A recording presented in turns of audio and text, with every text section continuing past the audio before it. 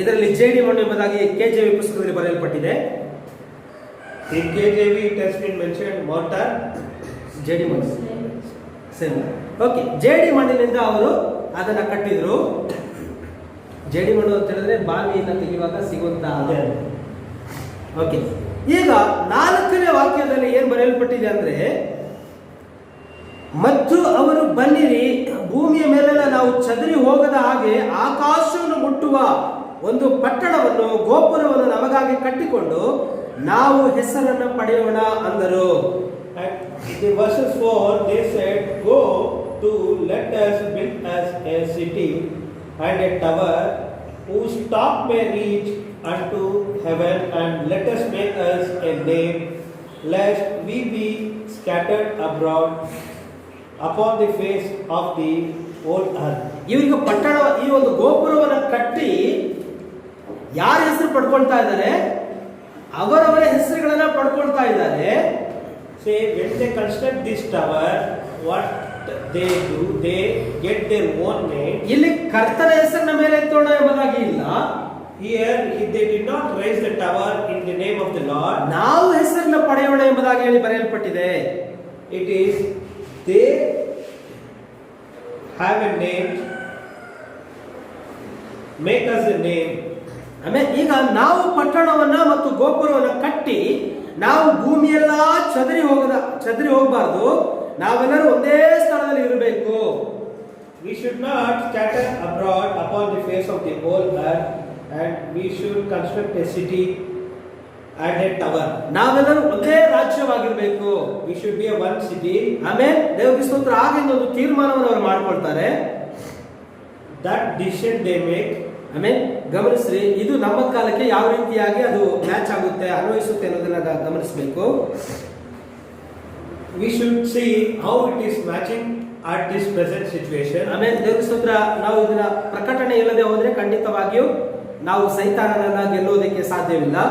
When do we not have the revelation, then we can't succeed or win the Satan. ಆಮೇಲೆ ಸರಿ, ಈಗ ಮೊದಲು ಪಟ್ಟಣವನ್ನ ಕಟ್ಟಬೇಕು, ನಂತರವಾಗಿ ಏನ್ ಮಾಡಬೇಕು?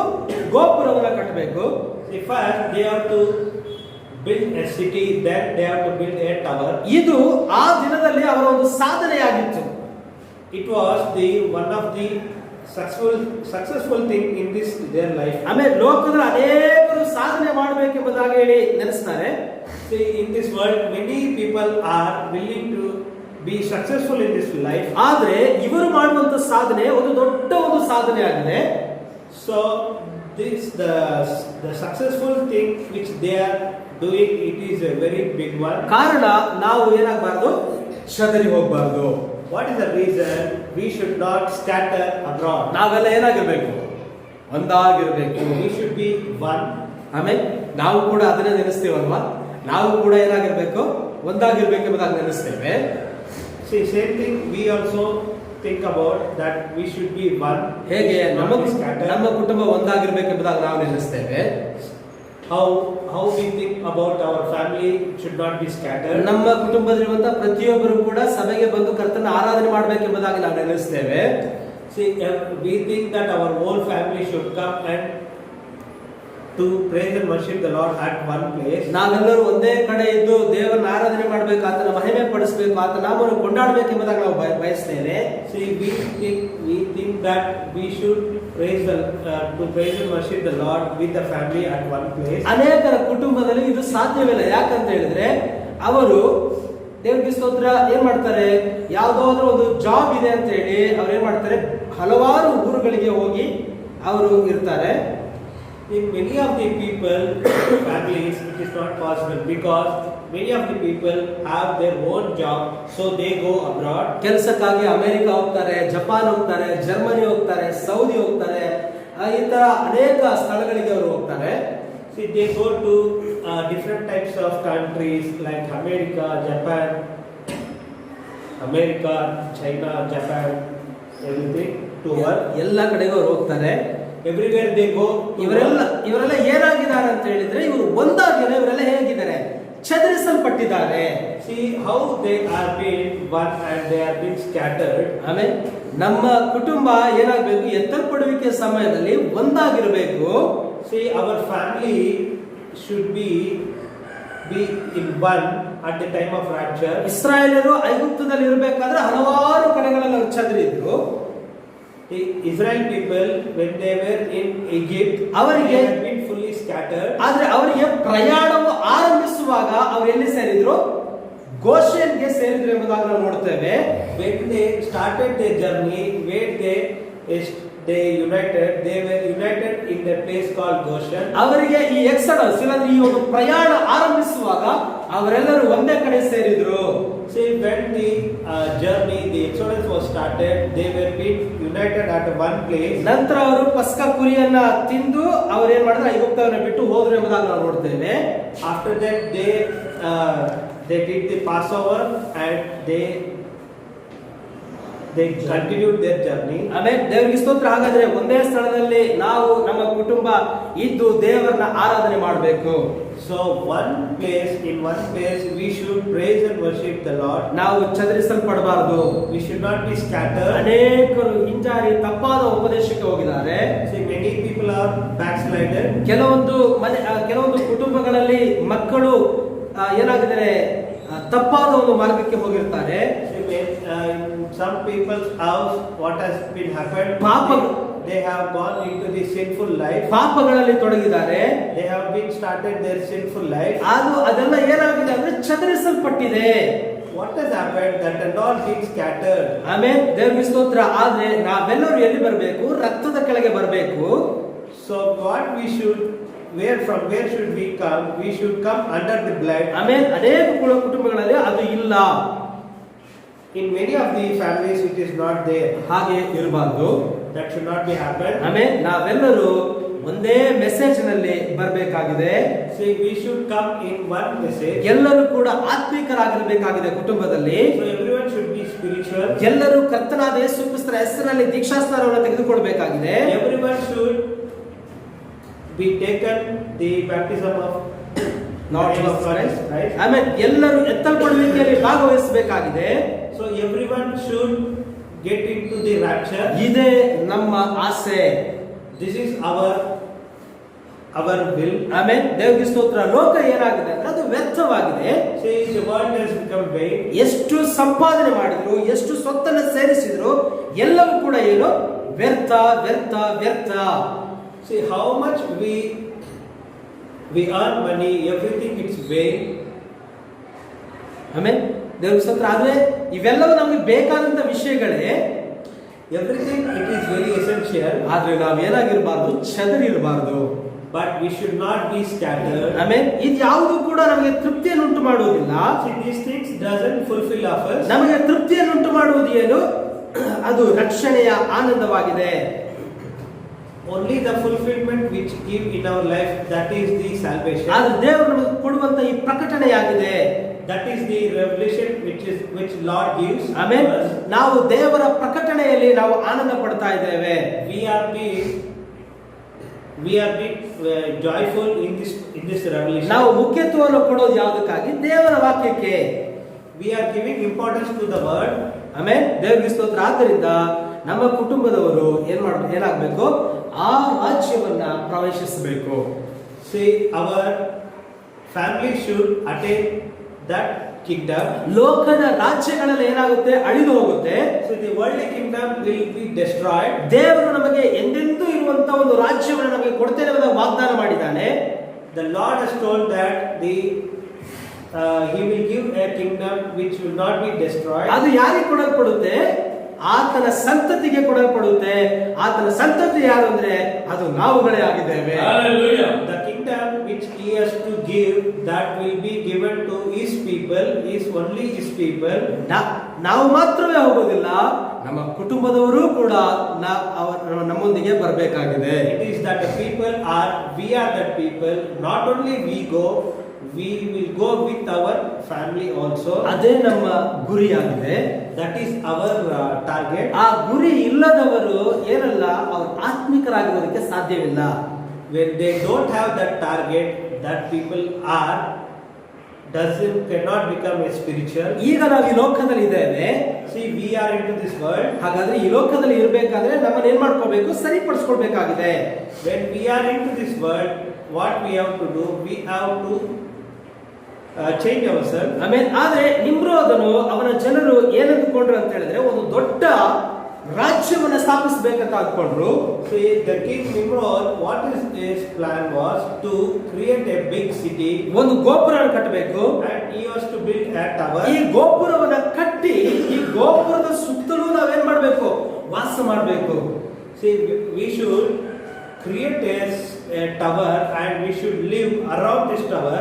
ನಾವು ಅಲ್ಲಿ ಇಲ್ಲಿ ಎಲ್ಲಿ ಕೂಡ ಚದರಿರಬಾರದು. We should not be scattered anywhere. ಆಮೇಲೆ ಅವ್ರು ಯಾಕೆ ಅವ್ರಿಗೊಂದು ಭಯ ಇತ್ತು, ನಾವೆಲ್ಲಾದ್ರೂ ಚದರೋಗ್ಬಿಡ್ತೀವೇನೋ ಎಂಬ ಭಯ ಇತ್ತು. They had fear that they will be scattered. ಆಮೇಲೆ ದೇವರಿಗೆ ಸ್ತೋತ್ರ. ಆದ್ರೆ ನಮಗಿರುವಂತ ಭಯ ಏನು? ನಮ್ಮ ಕುಟುಂಬ ಕೈ ಬಿಡಲ್ಪಟ್ರೆ What fear we have the fear of if our family members scattered.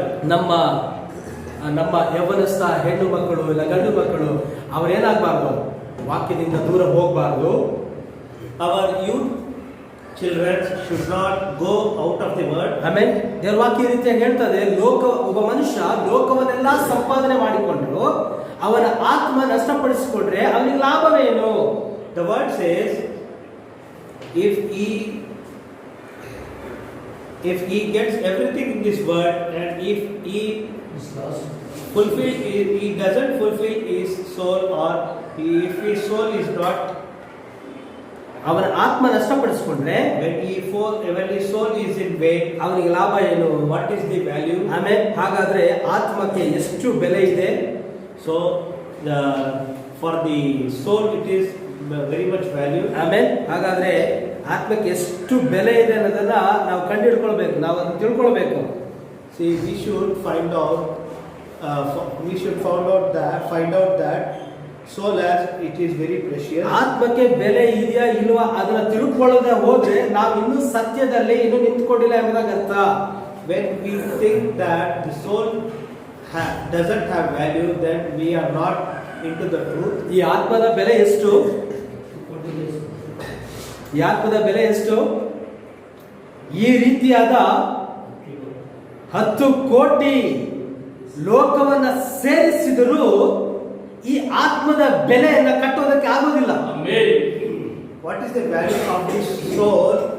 The soul's value is this type of world, this type of universe. When it is into 10 times, it is can't be valued to our souls. ಆಮೇಲೆ ದೇವರಿಗೆ ಸ್ತೋತ್ರ. ಈ ಲೋಕವನ್ನೆಲ್ಲ ಒಬ್ಬ ವ್ಯಕ್ತಿ ಸಂಪಾದನೆ ಮಾಡಿಕೊಂಡ್ರು, ಆದ್ರೆ ಅವನ ಆತ್ಮವನ್ನು ನಷ್ಟಪಡಿಸ್ಕೊಂಡ್ರೆ ಲಾಭ ಏನು? ಯಾಕಂದ್ರೆ ಈ ಆತ್ಮ ಎಷ್ಟು ಬೆಲೆ ಇದೆ? 10 ಕೋಟಿ ಲೋಕಕ್ಕೆ ಸಮವಾಗಿದೆ. See, in this world, if he conquers this whole world and if he loses this whole soul, he can't get this soul with spending this whole world. ನನಗೊಬ್ಬ ಚಕ್ರವರ್ತಿ ಅಂತ ನೆನಪಾಗುತ್ತೆ. ಅವನ ಹೆಸರು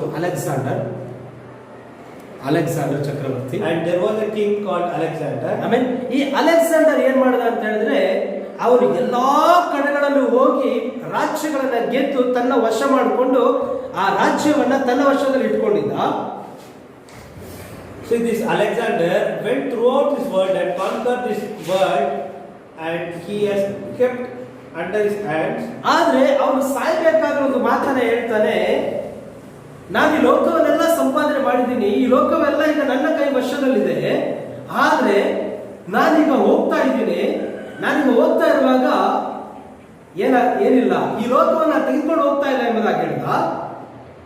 See, I have conquered the whole world, everything it is conquered by me, and when I die, I will not be able to take anything from here with my hands. ಆದ್ದರಿಂದ ನನ್ನನ್ನ ನೀವು ಸಮಾಧಿ ಮಾಡುವಾಗ ಆ ಒಂದು ಬಾಕ್ಸ್ ಆ ಕಡೆ ಈ ಕಡೆ 2 ಹೋಲನ್ನ ಹಾಕ್ಬಿಟ್ಟು ಏನ್ ಮಾಡ್ರಿ, ನನ್ನ 2 ಕೈಗಳನ್ನ ಹೊರಗಡೆ ಚಾಚಿ ಇಡ್ರಿ. See what he told, when he dies, he should make a coffin box with either side ovals and put his arms out of this coffin box. ಯಾಕೆ ಅದನ್ನ ಹಾಗೆ ಇಡ್ರಿ ಎಂಬುದಾಗಿ ಹೇಳ್ತಾರಂದ್ರೆ, ನಾನು ಲೋಕವರೆಲ್ಲ ಸಂಪಾದನೆ ಮಾಡಿದ್ದೀನಿ, ಆದ್ರೆ ಲೋಕಕ್ಕೆ ಬರ್ಬೇಕಾದ್ರೆ ನಾನು ಇದನ್ನೇ ಎಲ್ಲವ ಏನು ತೆಗೆದುಕೊಂಡು ಬರ್ಲಿಲ್ಲ, ಹೋಗ್ಬೇಕಾದ್ರೂ ಕೂಡ ನಾನು ಏನನ್ನೂ ತೆಗೆದುಕೊಂಡು ಹೋಗ್ತಾ ಇಲ್ಲ, ಇದು ಜನರಿಗೆ ಗೊತ್ತಾಗ್ಲಿ ಅನ್ನುವಂಥ ವಿಷಯಕ್ಕಾಗಿ ಅವನು ಅದನ್ನ ಮಾಡಿ ಎಂಬುದಾಗಿ ಹೇಳ್ತಾನೆ. So for what reason he does these things? He tells that when I came to this world, I did not bring anything to this world, and nothing I am taking from this world when I am living. ಅವನಷ್ಟೆಲ್ಲ ಸಂಪಾದನೆ ಮಾಡಿದ್ರು ಕೂಡ ಏನಾಗಿಲ್ಲ, ಅವನ ಆತ್ಮ ಅದು ನಷ್ಟವಾದ್ರೆ ಲಾಭ ಇಲ್ಲವೇ ಇಲ್ಲ. See, everything is conquered in his life, but when his soul is vain, when it is being vain, everything it is vain. ಆದ್ರೆ ದೇವರಿಗೆ ಸ್ತೋತ್ರ, ದೇವರು ನಮ್ಮ ಆತ್ಮವನ್ನ ವಿಮೋಚನೆ ಮಾಡಿದ್ದಾನೆ. We should praise the Lord that the Lord has given a salvation to our souls. ನಮಗೆ ಏನು ಇಲ್ಲದೆ ಇರಬಹುದು, ಆದ್ರೆ ನಮ್ಮ ಈ ಆತ್ಮದ ಬೆಲೆ ಎಷ್ಟು ಎಂಬುದಾಗಿ ದೇವರು ತಿಳಿಯಪಡಿಸಿದ್ದಾನೆ. Hallelujah. Though we don't have anything in this world, then also we know the value of the soul.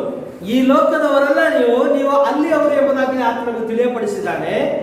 See, the worldly people only tells that we are belong to that place, that area. ದೇವರಿಗೆ ಸ್ತೋತ್ರ. ಆದ್ದರಿಂದ ನಾವು ಪ್ರತಿನಿತ್ಯವೂ ಕೂಡ ನಮ್ಮ ಈ ಆತ್ಮದ ಬೆಲೆಯನ್ನ ನಾವು ಯೋಚನೆ ಮಾಡ್ತಲೇ ಇರಬೇಕು.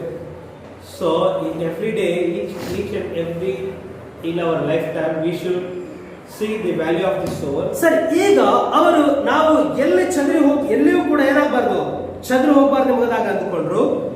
See, we should think that we should not be scattered in this world. ಆಮೇಲೆ ಈಗ ಅವರ ಆ ಗೋಪುರವನ್ನು ಕಟ್ಟುವಾಗ ಒಂದು ತೀರ್ಮಾನ ಮಾಡ್ಕೊಂಡು, ಏನ್ ತೀರ್ಮಾನ ಅಂತ ಹೇಳಿದ್ರೆ, ನಾವು ಎಲ್ಲಿ ಹೋದ್ರೂ ಕೂಡ ನಮ್ಮ ಕಣ್ಣಿಗೆ ಈ ಗೋಪುರ ಕಾಣಬೇಕು. ನಾವೆಲ್ಲಾದ್ರೂ ಮಿಸ್ ಆಗ್ಬಿಟ್ರೆ ಈ ಗೋಪುರ ನಮಗೆ ಕಾಣಬೇಕು. ಕಂಡಾಗ ಆ ಗೋಪುರವನ್ನು ನೋಡಿ ನಾವು ಹಾಗೆ ನೇರವಾಗಿ ಗೋಪುರದ ಹತ್ರನೇ ನಾವು ಬಂದ್ಬಿಡ್ತೇವೆ. See, when we are scattered and when we see the tower which we construct, so when we miss anywhere, we will be seeing this tower and we will reach this tower. ಆಗ ನಮ್ಗೆ ಏನಾಗೋದಿಲ್ಲ, ನಾವು ಎಲ್ಲೇ miss ಆದ್ರೂ ಕೂಡ ನಾವು miss ಆಗ್ಲಿಕ್ಕೆ ಸಾಧ್ಯ ಇಲ್ಲ.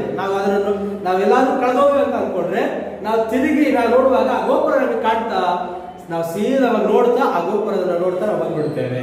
See, when we miss anywhere or when we lost anywhere, we can come back to this tower at any time when we see this tower. ಆಮೇಲೆ ದೇವರಿಗೆ ಸ್ತೋತ್ರವಾಗಲಿ. ಈಗ ನನ್ನ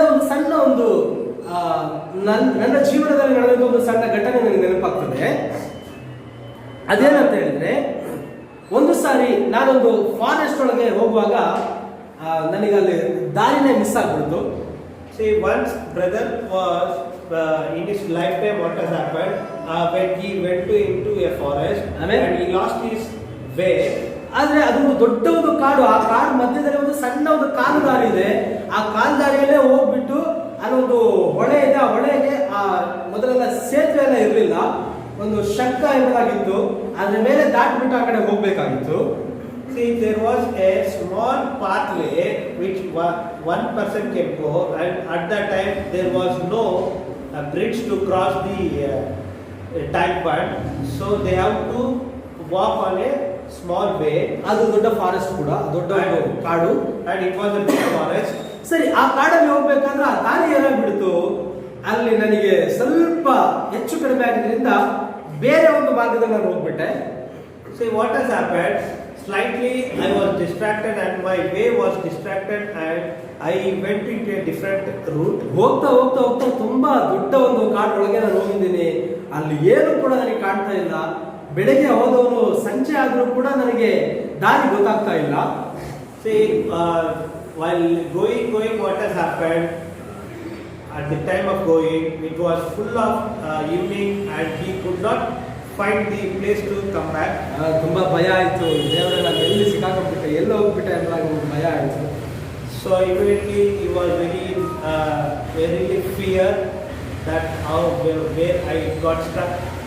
ಸರಿ, ಅದಾದ್ಮೇಲೆ ಒಂದು ಸಣ್ಣ ಒಂದು ಯೋಚನೆ ಬಂತು. ಅದೇನಂತ ಹೇಳಿದ್ರೆ, ನಾನು ಬರುವಾಗ ಒಂದು ಹಳ್ಳವನ್ನ ದಾಟ್ಕೊಂಡು ಬಂದಿದ್ದೆ. ಆ ಹಳ್ಳ ಆ ಕಡೆ ಸೈಡಿಂದ ಬರೋದ್ರಿಂದ ಅದನ್ನ ನೋಡ್ಕೊಂಡು ಆ ಕಡೆ ಮುಂದಕ್ಕೆ ದಾಟುವೆ. So what has happened? when he crossed a deep excavation, then he followed that excavation nearby. ಸರಿ, ಅದನ್ನ ನಾನು ಹುಡುಕೊಡುವಾಗ ಆ ಹಳ್ಳ ಅವನಿಗೆ ಸಿಕ್ತು. And when he was searching that one, he found that place. ಆಮೇಲೆ ದೇವರ ಸ್ತೋತ್ರ. ಈಗ ನಿಮ್ರೋದ್ ಹೇಳ್ತಾನೆ, ಆ ಗೋಪುರವನ್ನು ನೀವು ನೋಡಿದ್ರೆ ತಿರುಗಿ ನೀವು ಅಲ್ಲಿಗೆ ಬರ್ಬೋದು. So Nimrod says, when you see the tower, you will come back to us. ನಾನು ಆ ಹಳ್ಳವನ್ನು ನೋಡಿ ತಿರುಗಿ ಅಲ್ಲಿಗೆ ಹೋಗ್ಬಿಟ್ಟೆ. When the brother saw that the pathhole, immediately he reached that place. ಆಮೇಲೆ ದೇವರ ಸ್ತೋತ್ರ, ನನ್ನ ಜೀವನದಲ್ಲಿ ನಡೆದಂತ ಒಂದು ಅನುಭವ. ಆಮೇಲೆ ತಿರುಗಿ ನಾನು ನನ್ನ ದಾರಿಯನ್ನ ಹಿಡಿದು ಮತ್ತೆ ನಾನು ಸೇಫ್ ಆಗಿ ಮತ್ತೆ ನನ್ನ ಸ್ಥಳಕ್ಕೆ ನಾನು ಬಂದೆ. It was his lifetime experience that he reached that place and he came back to his place. ಹಾಗಾದ್ರೆ ಈ ಗೋಪುರವನ್ನು ಕಟ್ಟಿದಂತ ಉದ್ದೇಶ ಏನಂತಂದ್ರೆ, ನಾವು ಎಲ್ಲೂ ಕೂಡ ಏನಾಗಬಾರ್ದು, ಚದರಿ ಹೋಗಬಾರ್ದು ಅನ್ನೋ ಉದ್ದೇಶ. So the motive was to construct this tower is to they should not scatter in this world. ಸರಿ, ಈಗ ಅವರಿಗೆ ಒಂದು ಗೋಪುರ ಇದ್ದ ಹಾಗೆ ನಮಗೂ ಕೂಡ ಒಂದು ಗೋಪುರ ಇದೆ. See, same way they have a tower, same way we also have a tower. ಯಾವ್ದು ಆ ಗೋಪುರ? What is that tower? ಜ್ಞಾನೋಕ್ತಿಗಳು, ಸಾಮರ್ಥಿಗಳು 18ನೇ ಅಧ್ಯಾಯ 10ನೇ ವಾಕ್ಯ. ಜ್ಞಾನೋಕ್ತಿ 18ನೇ ಅಧ್ಯಾಯ 10ನೇ ವಾಕ್ಯ. Proverbs chapter 18, 10.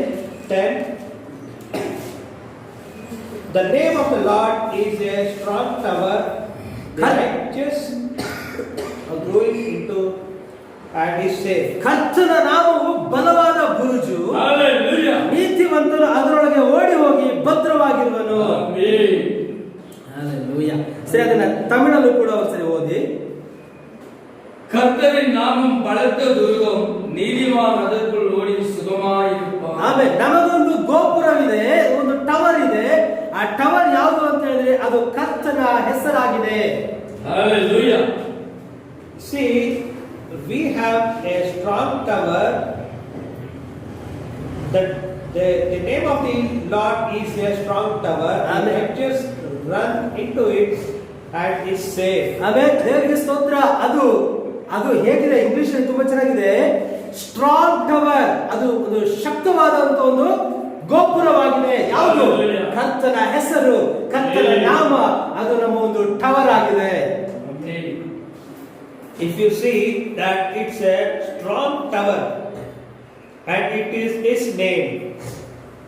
ಆಮೇಲೆ ಆತನ ನಾಮ ಏನು? ವಾಕ್ಯ ಹೇಳ್ತದೆ, ದೇವರ ವಾಕ್ಯ ಎಂಬುದಾಗಿದೆ. His name is his word, and word of God. It's a word of God. Hallelujah. ದೇವರಿಗೆ ಸ್ತೋತ್ರ. ಆ ದೇವರ ವಾಕ್ಯವು ಏನಾಗಿದೆ? ನರಾವತಾರ ರೀತಿ ನಮ್ಮ ಮಧ್ಯದಲ್ಲಿ ಬಂದಿದೆ. The word of God, it has come into flesh. ಆತನ ಹೆಸರು ಏನಾಗಿದೆ? ಕರ್ತನಾದ ಯೇಸು ಕ್ರಿಸ್ತನಾಗಿದ್ದಾನೆ. What is his name? That is it is Lord Jesus Christ. Amen. ಇದು ನಮಗೆ ಪ್ರಕಟಿಸಲ್ಪಟ್ಟಂತ ವಾಕ್ಯವಾಗಿದೆ. This is the revealed word for us. Amen. ಇದರ ಸುತ್ತಲೂ ನಾವು ಈಗ ಇಂದು ಐಕ್ಯವಾಗಿದ್ದೇವೆ. We are being surrounded with this. Amen. ನಾವು ಇದರಲ್ಲಿ ಐಕ್ಯವಾಗಿದ್ದೇವೆ. We are united. ನಾವು ನಾಲ್ಕು ದಿಕ್ಕುಗಳಲ್ಲಿ, ನಾಲ್ಕು ಬದಿಯಲ್ಲಿ, ನಾಲ್ಕು ವಿಧವಾಗಿ ನಾವು ಹೋಗ್ತಾ ಇಲ್ಲ. We are not been going in four directions. ನಾವು ಎಲ್ಲಿದ್ದೇವೆ? ಕರ್ತನ ಹೆಸರಿನಲ್ಲಿ ಆ ಒಂದು ಗೋಪುರವನ್ನು ನೋಡುತ್ತಾ ಆತ ಗೋಪುರದ ಒಳಗಡೆ ನಾವಿದ್ದೇವೆ. See where we are going, we are seeing it is a strong tower and on his name we are being united. Amen. ದೇವರಿಗೆ ಸ್ತೋತ್ರವಲ್ಲ. ಹಾಗಾದ್ರೆ ನಮ್ಮ ಬುರುಜು ಇಲ್ಲ, ನಮ್ಮ ಗೋಪುರ ಯಾವುದು ಅಂದ್ರೆ ಅದು ಕರ್ತನ ನಾಮವಾಗಿದೆ. ಅದು ಯೇಸು ಕ್ರಿಸ್ತನಾಗಿದ್ದಾನೆ. See, it is a strong tower. What is that strong tower? That is our Lord Jesus Christ. Amen. ದೇವರಿಗೆ ಸ್ತೋತ್ರ. ಒಂದು ಸಾರಿ ಈ ನಾಮವು ಇಲ್ಲವಾದ್ರೆ ಆತನು ಇಲ್ಲ ನರಾವತಾರ ಎತ್ತಿದಂತ ದೇವರು ಆ ಬೆತ್ಲೆಹೇಮಿನಲ್ಲಿ ಅಲ್ಲಿ ಆತನು ಬಂದಾಗ, ಆತನು ಹುಟ್ಟಿದಾಗ ಏನಾಯ್ತು? ಒಂದು ಸ್ಟಾರ್ ಅಲ್ಲಿ ಕಾಣಿಸಲ್ಪಟ್ಟು. This name was being found in the place called Bethlehem. That is, it was being identified as a star. ಆಮೇಲೆ ಈಗ ಆ ಸ್ಟಾರ್ ಅನ್ನು ನೋಡ್ಕೊಂಡು ಯಾರು ಬಂದ್ರು? ಆ ಜೋಯಿಸರು ಆ ಸ್ಟಾರ್ ನೋಡ್ಕೊಂಡು ಬರ್ತಾ ಇದ್ದಾರೆ. When the star was appeared in the skies, you can see the scientists have come, saw this star, and they were being united. ಏನ್ ಹೇಳ್ತಾರೆ ಅವ್ರಿಗೆ? ಜೋಯಿಸು, ಸೈಂಟಿಸ್ಟ್ ಏನ ಜೋಯಿಸು. ಸರಿ, ಈ ಜೋಯಿಸರು ಏನೇ ನೋಡ್ಕೊಂಡು ಬರ್ತಾ ಇದ್ದಾರೆ? ಆ ಸ್ಟಾರ್ ನೋಡ್ಕೊಂಡು ಬರ್ತಾ ಇದ್ದಾರೆ. ಯಾಕಂದ್ರೆ ಅಲ್ಲಿ ಒಂದು ಗೋಪುರ ಇದೆ. ಆ ಗೋಪುರ ಯಾರಂದ್ರೆ ನಮ್ಮ ಕರ್ತನಾದ ಯೇಸು ಕ್ರಿಸ್ತನು. ಆತನಲ್ಲಿ ಹುಟ್ಟಿದಾನೆ, ಬೆತ್ಲೆಹೇಮಿನಲ್ಲಿ ಆತ ಹುಟ್ಟಿದಾನೆ. The scientists, what they did, they saw the star and they followed that star and they found out there is a Lord has been born to us. So they come to that place. ಆಮೇಲೆ ಅವರು ಯೇಸು ಕ್ರಿಸ್ತನ ಕಂಡು ಸಂತೋಷಿಸಿದ್ರು ಅಂತ ನಾವು ನೋಡ್ತೇವೆ. They come there and they found him and they were been happy by seeing the Lord. ಆದ್ರೆ ಇವತ್ತಿನ ದಿನದಲ್ಲಿ ನಾವೆಲ್ಲರೂ ಕೂಡ ಆ ಒಂದು ವಾಕ್ಯದಲ್ಲಿ, ಆ ವಾಕ್ಯವಾದಂತ ಕ್ರಿಸ್ತನಲ್ಲಿ, ಆತನ ಹೆಸರಿನಲ್ಲಿ ನಾವೆಲ್ಲರೂ ಐಕ್ಯವಾಗಿ ನಾವಿದ್ದೇವೆ. See, nowadays what has been happened, we are being united through the word and we are being united in his name.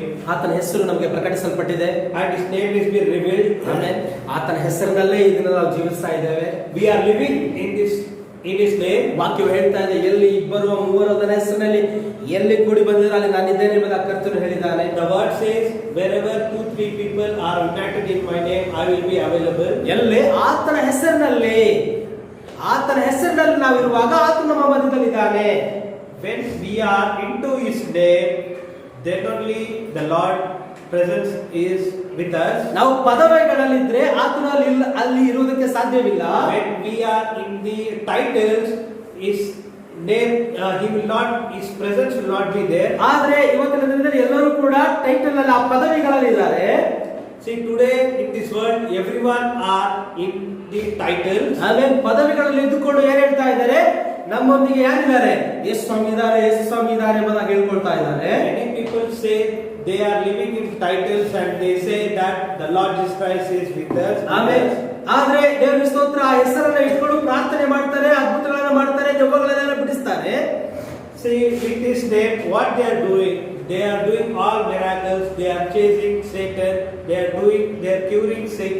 Everything they are doing. ಒಂದು ದಿನ ಕರ್ತರು ಹೇಳ್ತಾರೆ, ನೀವು ಯಾರು ನನಗೆ ಗೊತ್ತಿಲ್ಲ, ಅಕ್ರಮ ಮಾಡುವವರೇ ನನ್ನನ್ನು ಬಿಟ್ಟು ಹೋಗ್ರಿ, ಯಾಕಂದ್ರೆ ನೀವು ನನ್ನ ಹೆಸರನ್ನೇ ಧರಿಸಿಕೊಂಡಿಲ್ಲ.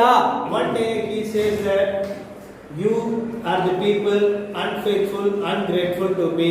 Go out of me. ಆಮೇಲೆ ದೇವರಿಗೆ ಸ್ತೋತ್ರ. ಆದ್ರೆ ನಮ್ಮನ್ನ ದೇವರು ಏನ್ ಮಾಡ್ತಾರೆ? ಇದು ನನ್ನ ಹೆಸರನ್ನ ಇಟ್ಟುಕೊಂಡ ನನ್ನ ಜನರೇ, ನೀವು ನನ್ನೊಂದಿಗೆ ಬನ್ರಿ ಎಂಬುದಾಗಿ ಕರ್ಕೊಂಡು ಹೋಗ್ತಾನೆ. One day he will call us into his throne, into his kingdom, and he will tell my people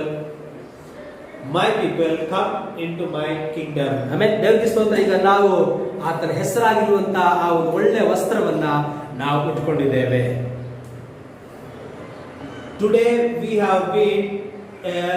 have been received his word, his name on us, and we have been worn his cloth on us. ಕೆಲವು ಕುಟುಂಬಗಳಲ್ಲಿ ಕರ್ತನಿಗಿಂತ ಭಯಪಡುವಂತ ತಂದೆ ತಾಯಿಯರು ಏನ್ ಮಾಡ್ತಾರೆ? ತಮ್ಮ ಮಕ್ಕಳಿಗೆ ಚಿಕ್ಕ ವಯಸ್ಸಿನಿಂದಲೇ ಅವರಿಗೆ ದೇವರ ವಾಕ್ಯವನ್ನ ಬೋಧಿಸ್ತಾ ಇರ್ತಾರೆ. See, in many of the families we see that people are teaching their children with the word of God. ಏನ್ ಹೇಳ್ತಾರೆ? ಸತ್ಯವನ್ನ ಬಿಟ್ಟು ಹೋಗ್ಬೇಡ. What they say, do not go out of the word. ನಮ್ಮ ಮಕ್ಕಳಿಗೆ ನಾವು ಈಗಲಿಂದಲೇ ಏನ್ ಮಾಡಬೇಕು? ಸತ್ಯದ ಕುರಿತಾದ ಪರಿಜ್ಞಾನವನ್ನು ನಾವು ಅವರಿಗೆ ಬೋಧಿಸಬೇಕು. What we should do, we should tell our children that they should not go out of the word. ಆಮೇಲೆ ದೇವರ ಸ್ತೋತ್ರ. ಅದೇ ನಮಗೆ ಮುಖ್ಯವಾದದ್ದಾಗಿದೆ. It is a very major thing that we should teach our children. ಎಂಬುದಾಗಿ ಹೇಳಿ ನಾವು ಅವರಿಗೆ ಬೆಳೆಸುವಾಗ ಅವರ ಹೃದಯದಲ್ಲಿ ಅದು ನೆಲೆಯಾಗಿರುತ್ತೆ. When we make them to teach these things, what happens? The words become stuck in their heart. ದೇವರು ಅವರನ್ನ ಕಾಯುವವನಾಗಿದ್ದಾನೆ. Same way the Lord will guard them. ಒಂದು ವೇಳೆ ನಮ್ಮ ಮಕ್ಕಳು ಏನಾಗಬೇಕು? ಒಳ್ಳೆ ಹಣ ಸಂಪಾದನೆ ಮಾಡಬೇಕು, ಒಳ್ಳೆ ಶ್ರೀಮಂತರಾಗಬೇಕು, ಅವ್ರಿಗೆ ಒಳ್ಳೆ ಗೌರ್ಮೆಂಟ್ ಜಾಬ್ ಬೇಕು, ಹಾಗೆ ಹೇಗೆ ಅಂತ ಅಂದ್ಕೊಂಡು ಒಳ್ಳೇದೇ, ಇದೆಲ್ಲ ಅಂದ್ಕೊಳ್ಳೋದು ಒಳ್ಳೇದೇ. ಆದರೆ ಅವರಿಗೆ ಮುಖ್ಯವಾಗಿ ಬೇಕಾಗಿರೋದೇನು? ದೇವರ ವಾಕ್ಯವಾಗಿದೆ. Say, if we think that my children should get a good education, a good job, a government job, these are not good for this world, but one thing we should teach them the word of God. ನಮ್ಮ ಹೃದಯದ ಆಲೋಚನೆ ಸರಿಯಾಗಿದ್ರೆ ಕರ್ತನ ಆಶೀರ್ವಾದವನ್ನು ನಾವು ಹೊಂದಿಕೊಳ್ತೇವೆ. See, when our the thinking of our heart is good, then only we can come to know about His word. ನಮಗೆ ದೇವರ ವಾಕ್ಯವೇ ಇಲ್ಲ ದೇವರ ವಿಷಯವಾದ ಕಾರ್ಯವೇ ಮೊದಲನೇ ಸ್ಥಾನವಾಗಿರಬೇಕು, ಬಾಕಿ ಇರುವುದೆಲ್ಲ ಹಿಂದೆ ಇರಬೇಕು. See, the word of God should be the first, and then others will come back to us. ದೇವರ ವಾಕ್ಯ ಮೊದಲನೇ ಸ್ಥಾನ ಇದ್ರೆ ದೇವರು ನಮಗೆಲ್ಲವನ್ನು ಕೂಡಿಸಿಕೊಡ್ತಾನೆ ಎಂಬುದಾಗಲಿ ವಾಕ್ಯ ಹೇಳ್ತಾ ಇದೆ. The word says, whenever you bring my word a friend, then everything will join us behind. Sir, ಈಗ ಗಮನಿಸುವುದಾದ್ರೆ ಅವರೆಲ್ಲರಿಗೂ ಕೂಡ ಒಂದೇ ಭಾಷೆ ಇತ್ತು, ಒಂದೇ ಮಾತು ಇತ್ತು. See, when you notice that they had one language and one speech. ಅವರು ಒಂದು ಮುಖ್ಯವಾದ ಒಂದು ಪಟ್ಟಣವನ್ನು ಕಟ್ಟಬೇಕೆಂಬ ಆಸೆ ಉಳ್ಳವರಾಗಿದ್ರು. They had a motto that they have to construct one city and one tower. Sir, ಈಗ ಗಮನಿಸುವುದಾದ್ರೆ ಅಲ್ಲಿ ಕರ್ತನು ಇಳಿದು ಬಂದನು ಎಂಬುದಾಗಿ ನೋಡ್ತೇವೆ. If you notice that the Lord has come down at the place. ಆಮೇಲೆ ಇಂದು ಕೂಡ ನಮ್ಮ ಕರ್ತನು ಇಳಿದು ಬಂದಿದ್ದಾನೆ. Today also the Lord has come down. ಆಮೇಲೆ ಈಗ 11ನೇ ಅಧ್ಯಾಯ 5ನೇ ವಾಕ್ಯಕ್ಕೆ ನಾವು ತಿರುಗಿಸುವುದಾದ್ರೆ, when you turn to 11 chapter 5, 11 verses 5. ಆದಿಕಾಂಡ 11:5, ಆಗ ನರಪುತ್ರರು ಕಟ್ಟುವ ಪಟ್ಟಣವನ್ನು ಗೋಪುರವನ್ನು ನೋಡುವುದಕ್ಕೆ ಕರ್ತನು ಇಳಿದು ಬಂದನು ಎಂಬುದಾಗಿ ನೋಡ್ತೇವೆ. And the Lord came down to see the city, the tower which the children of men built. ಆಮೇಲೆ ಹಾಗಾದ್ರೆ ನರಪುತ್ರರು ಕಟ್ಟುತ್ತಿರುವಂತಹ ಪಟ್ಟಣವನ್ನು ಗೋಪುರವನ್ನು ನೋಡುವುದಕ್ಕೆ ಕರ್ತನು ಇಳಿದು ಬಂದನು. The Lord came down to see the city and tower which children of men built. ಈ ಅಂತ್ಯದಲ್ಲೂ ಕರ್ತನು ಇಳಿದು ಬಂದಿದ್ದಾನೆ. In these last days also the Lord has come. ಆಮೇಲೆ ಪ್ರಕಟಣೆ ಗ್ರಂಥ 10ನೇ ಅಧ್ಯಾಯ 1ನೇ ವಾಕ್ಯದಲ್ಲಿ ನೋಡುವುದಾದ್ರೆ, when you turn to Revelation chapter 10, 11, ಅಲ್ಲಿ ಏನು ಬರೆಯುತ್ತೆ? 10:1, Revelation chapter 10, 1. ಮೇಘವನ್ನು ಧರಿಸಿಕೊಂಡಿದ್ದ ಬಲಿಷ್ಠನಾದ ಮತ್ತೊಬ್ಬ ದೂತನು ಸ್ವರ್ಗದಿಂದ ಇಳಿದು ಬರುವುದನ್ನು ನಾನು ಕಂಡೆನು. See, I saw another mighty angel come down from the heaven, out with the cloud, and the rainbow was upon his head, and his face was as is there in the sun, and his feet was pillar of fire. ಅವನ ತಲೆಯ ಮೇಲೆ ಮುಗಿಲು ಬೆಳೆಯಿತು, ಅವನ ಮುಖವು ಸೂರ್ಯ ನಿಂತಿತ್ತು, ಅವನ ಪಾದಗಳು ಬೆಂಕಿಯ ಕಂಬಗಳಂತಿದ್ದು. 2ನೇ ವಾಕ್ಯದಲ್ಲಿ, ಮತ್ತು ತೆರೆದಿದ್ದ ಒಂದು ಚಿಕ್ಕ ಪುಸ್ತಕವು ಅವನ ಕೈಯಲ್ಲಿ ಇತ್ತು. ಅವನು ತನ್ನ ಬಲಗಾಲನ್ನು ಸಮುದ್ರದ ಮೇಲೆಯೂ ಎಡಗಾಲನ್ನು ಭೂಮಿಯ ಮೇಲೆಯೂ ಇಟ್ಟು ಸಿಂಹವು ಗರ್ಜಿಸುವ ಪ್ರಕಾರ ಮಹಾಶಬ್ದದಿಂದ ಕೂಗಿದನು. ಅವನು ಕೂಗಿದಾಗ 7 ಗುಡುಗುಗಳು ಧ್ವನಿ ಕೊಟ್ಟವು. 4ನೇ ವಾಕ್ಯ, ಆ 7 ಗುಡುಗುಗಳು ತಮ್ಮ ಧ್ವನಿ ಕೊಟ್ಟಾಗ ನಾನು ಬರೆಯಬೇಕೆಂದಿದ್ದೆನು. ಅದಕ್ಕೆ ಆ 7 ಗುಡುಗುಗಳು ನುಡಿದವುಗಳನ್ನು ನೀನು ಬರೆಯದೆ ಮುದ್ರಿಸು ಎಂದು ಸ್ವರ್ಗದಿಂದ ಬಂದ ಶಬ್ದವು ನನಗೆ ಹೇಳುವುದನ್ನು ಕೇಳಿದೆನು ಎಂಬುದಾಗಿ ಬರೆಯಲ್ಪಟ್ಟಿದೆ. If you read continuously 3 and 4, it says that they cried with a loud voice as 2, 3, 4, and he had a little book open, and he set his right foot upon the sea and left foot on the earth, and he cried with a loud voice as when the lion roared. When he had cried, 7 thunders uttered their voices, and when the 7 thunders had uttered their voices, I was about to write, and I heard a voice from heaven saying unto me, seal up those things which the 7 thunders uttered, and write them not. ಇದು ಈಗ ನಮ್ಮ ಕಾಲದಲ್ಲಿ ಅದು ನೆರವೇರಿದೆ. See, today these things are being fulfilled in our age. ಅಲ್ಲಿ ಆ ಗೋಪುರವನ್ನು ಕಟ್ಟುವಾಗ ಎಲ್ಲರಲ್ಲಿ ಕೂಡ ಏನಿತ್ತು? ಒಂದೇ ಭಾಷೆ ಇತ್ತು. See, when they were constructing the tower, it was a one language. ಎಲ್ಲ ಒಂದೇ ಜನಾಂಗವಾಗಿದ್ದು ಎಲ್ಲರೂ ಒಂದಾಗಿ ಸೇರಿಸಲ್ಪಡುವಾಗ ಆ ಸಮಯದಲ್ಲಿ ಕರ್ತನು ಇಳಿದು ಬಂದಿರುವುದನ್ನು ನೋಡ್ತೇವೆ. See, when we see that things in that place, they were one people and they were not being scattered. Amen. ದೇವರಿಗೆ ಸ್ತೋತ್ರ. ಈ ಸಮಯದಲ್ಲೂ ಕೂಡ ಕರ್ತನು ಇಳಿದು ಬಂದಿದ್ದಾನೆ. In the same way, he has also come down in this world. ಕರ್ತನು